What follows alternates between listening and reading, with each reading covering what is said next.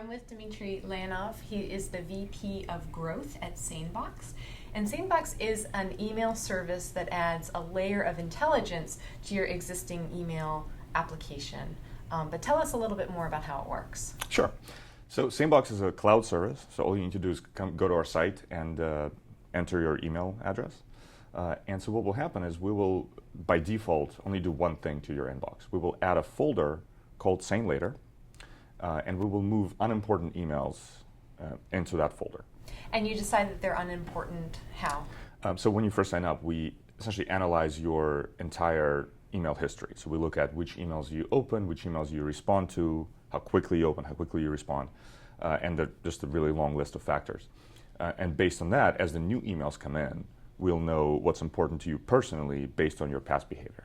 Right, so your inbox then becomes a place where only important emails go, and everything that SaneBox thinks is unimportant goes to a separate folder. Exactly. Now, so how does this work in terms of the user getting some kind of value out of it? Mm-hmm. Why is this method, rather than using a new app or a new interface, how does this work for people? Sure. So one of our key kind of goals in creating the product was to not have to, for the user to not have to train or learn anything new. So there's no new interface. Mm-hmm.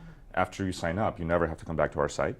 And actually, it's also important to note, we work with pretty much any email provider, any email device, and any client. So we work with Exchange, Gmail, Yahoo Mail, Lotus Notes, and any email client, Outlook, etc., and on your phone as well.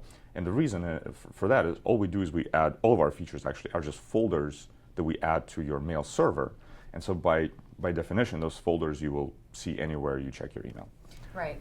So psychologically, if I'm the user, what kind of benefits am I getting from that I didn't have before when my inbox just had everything? Sure.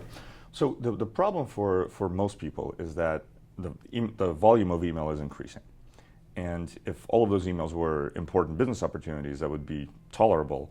But the problem is that there's a lot of noise. And to isolate the signal from the noise is really hard. And so we talk to our customers, and the story we consistently hear is you feel like you're drowning.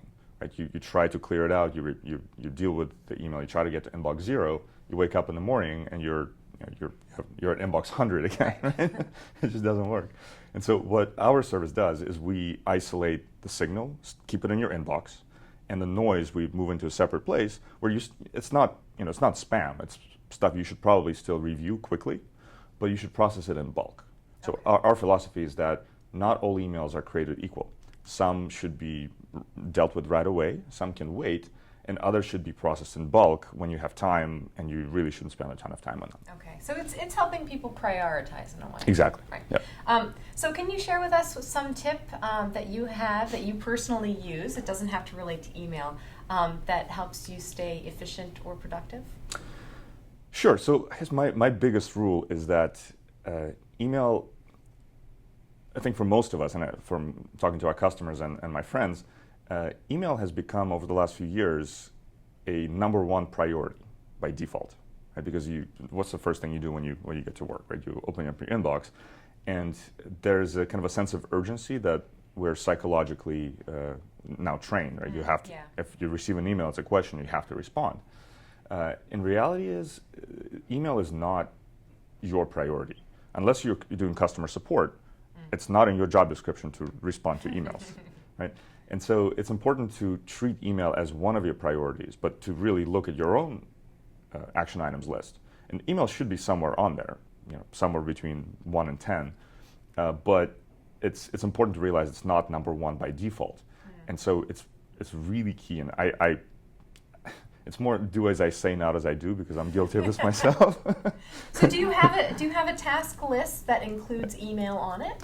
A time for processing email? Yes, exactly. Something that's default in your day? I try desperately to start my day working on my top priorities. Well, actually, I start my day by quickly scanning the inbox, seeing if something is important and urgent. If it is, then I can deal with it right then. But then if it can wait, I close my Gmail window and move on to other priorities. Okay. Well, thank you very much, Dimitri, Thanks for having talking to me. us today.